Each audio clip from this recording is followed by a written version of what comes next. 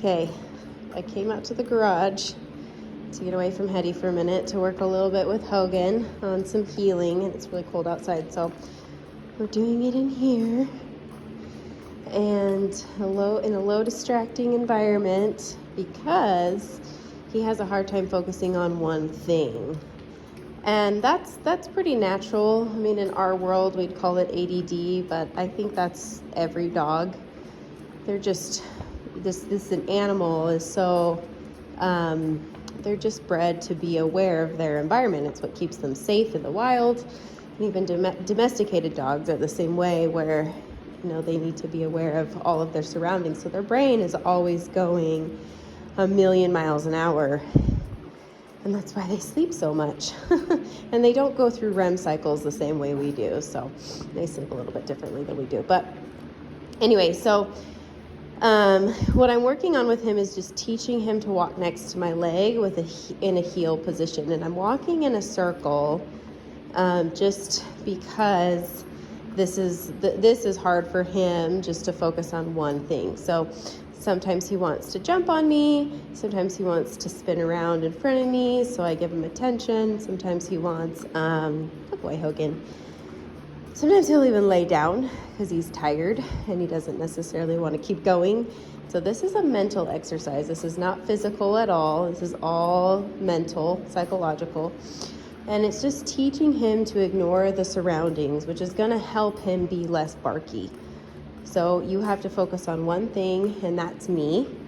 And what I'm noticing with him is he wants to be a little bit codependent. And so when it gets hard, he'll jump on me. He wants me to pick him up.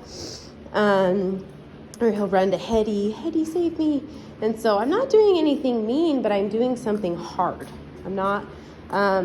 I'm still on a 10 on the e-collar. He's sensitive.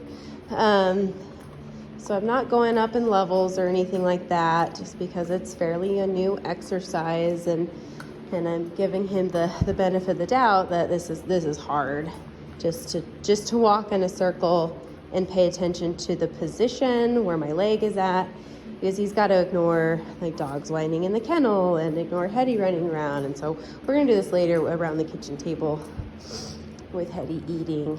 And so this is actually how I teach heel in the beginning, and this is how I get a dog to maintain the heel. Good job, Hogan. Your ear's all messed up. Good job, Eddie. Come on, Hogan.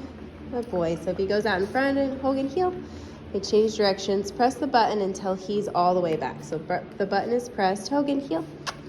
Good. Hogan heel. Good. And he needs to maintain this. So I'm using a little bit of leash just to help him through it, but anytime the leash is tight, I'm pressing the button at the same time, so that they're unison, they're in one. Good boy. Good. Now he's paying more attention. Good job. Oh boy, Hogan. Yeah, that's good. So lots of focus can really help him. It builds confidence because this is something foreign to him, and he's got to learn to work through it with my guidance. So it can put a little bit of leadership in the relationship. Good job. But healing is probably one of the things that most people struggle with their dogs, but it solves a lot of behavioral problems as it puts me in that leadership role. Good job, in a non-codependent way. Good job, Hogs. Good boy, you did it. That was so hard, huh? We did that for about 10 minutes, so he's doing good.